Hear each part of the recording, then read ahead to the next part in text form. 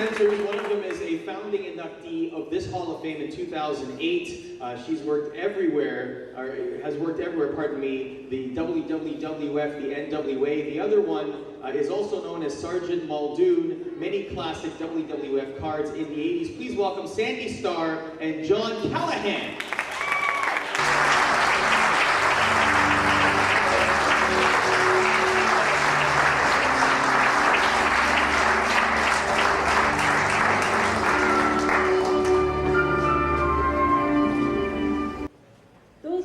Participate in the great sport of wrestling, call each other brother and sister.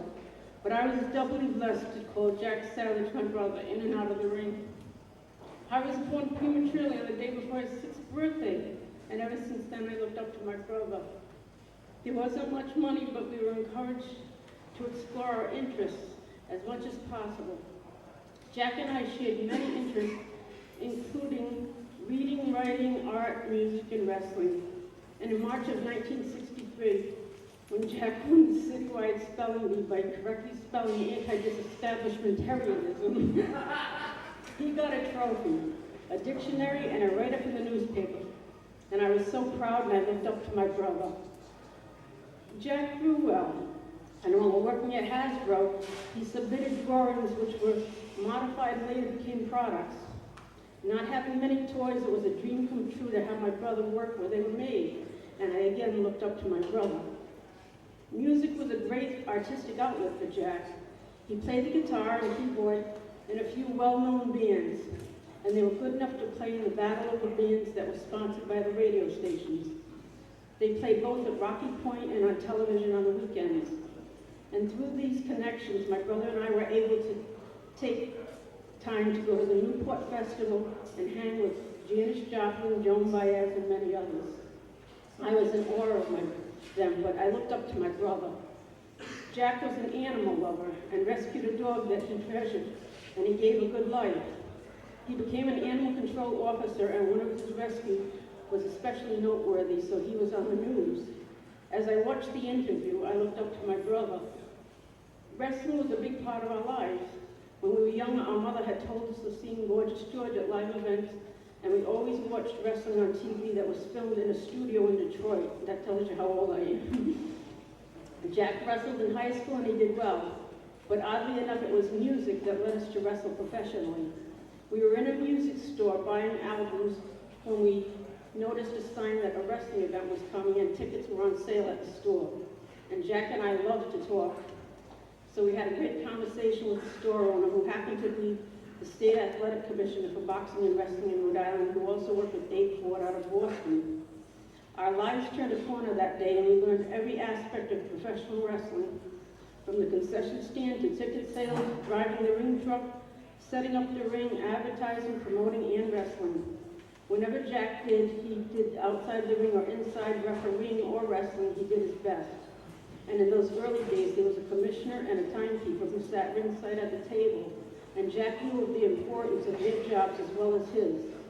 He took it seriously, and he learned all he could to make the show as best as it could be, and he always knew his role. We spent a lot of time together on the road, and we went our separate ways eventually, and we spent hours sharing our experiences with each other. So after 42 years, there are enough stories to fill a library. We individually experienced the same great opportunity to wrestle in our hometown of Warwick, Rhode Island, at one of our favorite places, Rocky Point Park. Wrestling is our passion, and for Jack to be posthumously honored by the New England Professional Wrestling Hall of Fame, I will once again look up to my brother. Thank you, Joe.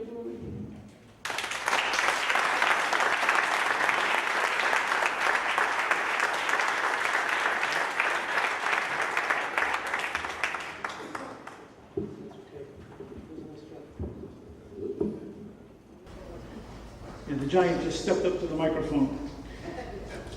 You know, this is a posthumous award, which to most of the world means that I guess the Monarchs won't be here tonight. But in wrestling terms, that means he's got a better booking with a bigger office.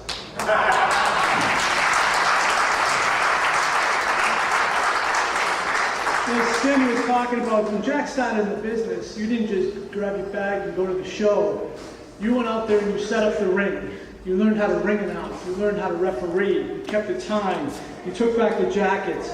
Whatever you had to do to be part of that show, that's what you did. And when the spot opened, you got to wrestle. And that's how Jack got into the business. And I'll never forget the first time I met Jack Savage. God knows I tried. He always compared himself to the great porn star Ron Jeremy because from the side view, they look so much alike. You know, back in the day, we didn't have GPS, but Jack was like a road map. Whenever you didn't know where the arena was, you just asked Jack, and he'd tell you the exit off the highway, what the building looked like, and just how to get there. And the one thing I did pick up from Jack is how to find the arena and find a carload of people that were going there. So I tried this theory out one time. I was going to the Hamburg Fieldhouse in Pennsylvania, and I followed this carload of fat chicks right to the front door. Oh, I didn't tell you this wasn't going to be politically correct, right? You know, but he was a very professional referee. He took the business very serious. One of his passions was the Three Stooges.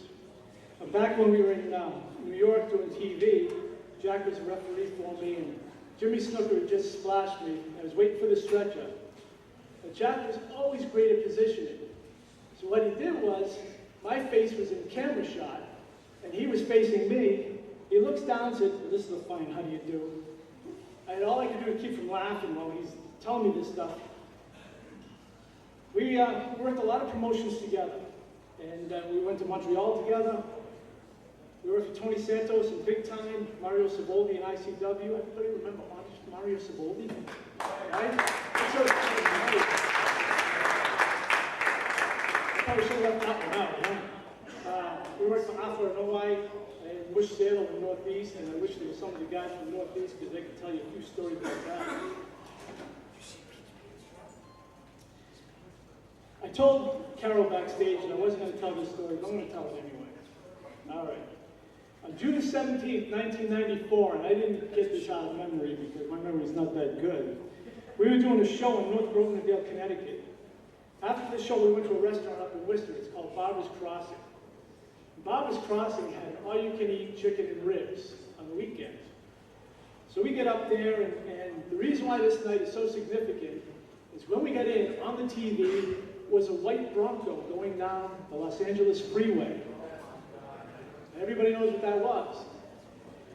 So when we found out who was in the back seat, we were yelling for the cops to start a shootout, which is really kind of a little disruptive in a crowded restaurant. And that actually leads into a joke. How do you know OJ was innocent? He was a Buffalo Bill. They don't stab, they choke. Oh, come on, you thought that was funny. So we arrived around 11, and at 12:30, now, you know, I've been to a lot of buffets. I've been there with Andre the Giant, the Wild Samoans, the Moondogs, all big eaters. But at 12:30, Jack has the only distinction, being the only guy I knew that the restaurant said, what is it going to take to get rid of you? Packed up as much chicken ribs as they could and sent them out the door. In 95, we were working for New England Pro Wrestling. We used to have a beach house in Salisbury Beach. We got up one morning, it was a beautiful summer day. Jack and I were sitting out on the balcony, and if you've never seen this, well, let's all go tomorrow morning to Salisbury Beach, we'll all see it together. The sun was coming up, and it was a huge starburst. And I said to Jack, brother, we are at the gates of hell. Without missing a beat, he said, and you're the key master. And back in January of 2010, Jack and I attended the Three Stooges Festival down in Woonsocket. For 4 hours, we joined in, reciting the lines, singing the songs, just raising hell. And that was the last night that I was with Jack before he passed. Now, he loved his friends, he loved his family, his kids, and his grandchildren were the light of his life. At his funeral service, his son Leo was taking the family to the cemetery, and they had the ashes with them. So Leo puts him up in the front seat. Now, his wife Carol has a little difficulty getting in the back seat because of a knee injury. So she asked Leo, why'd you put the ashes in the front seat? And Leo said, Dad always had a problem getting into the back seat. So being such a loving, caring wife, she said, well, it's not a problem now, stick him in the trunk.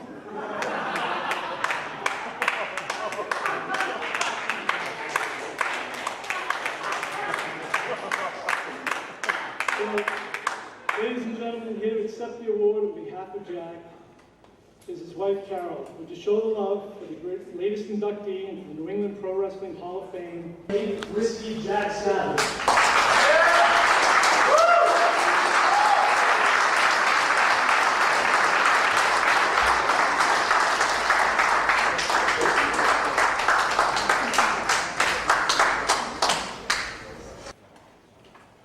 Okay, first I want to start off by telling my sister-in-law, Sandy, thank you.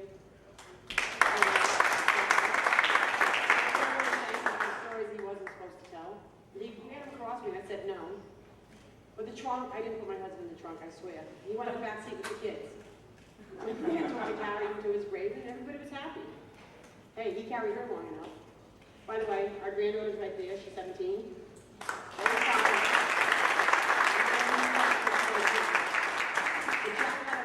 A warm sense of humor. And when I say warm, John will tell you, it was a warm sense of humor because you never knew what he was going to come out with. But wrestling was his whole life. He'd get up in the morning, he'd eat it, sleep it, dream it. But when John said about the bags, the luggage, Jack broke his suitcase, and he was really upset because Jack liked everything old. So he goes to a suitcase store and he comes home and he says to me, look, I got a bag. I said, okay. So I walked out and I thought I would see this little leather bag. And I am not lying to you, and I think John made me remember this. It was a big pink bag. A regular suitcase, it must have stood this high. It was huge. And I said to him, oh my God, why would you get something that big? He goes, well, I figure when the whole family goes on the road, because our kids spend a lot of summers there, he says, we can all pack our stuff together. Okay, a couple weeks go by, I'm getting ready to pack the bag. I go in the room, everything I pack in the bag is out. I said, what are you doing? He goes, oh no, you get the old bags, this one's for me. And the man never emptied the bag after that. After he passed away, I found the bag. I was so mad. It was filled with paper. He carried every card, every show that he had ever worked in it. I was kind of glad that I had those memories, but come on, I could really use the bag. He was complaining about luggage and moving the trunk. But I want to thank everybody for being here. And he was a very good man. He was a great father. And as my granddaughter will contest to it, he was a great grandfather. So on his behalf, I'm really glad to accept this award. And I just want you to know it will go to his only grandson. We have 2 granddaughters and a grandson. We were just blessed with our 3rd grandchild. So on Jack's behalf, I just want to thank everybody. And his children also wanted to say thank you too. So thank you very much.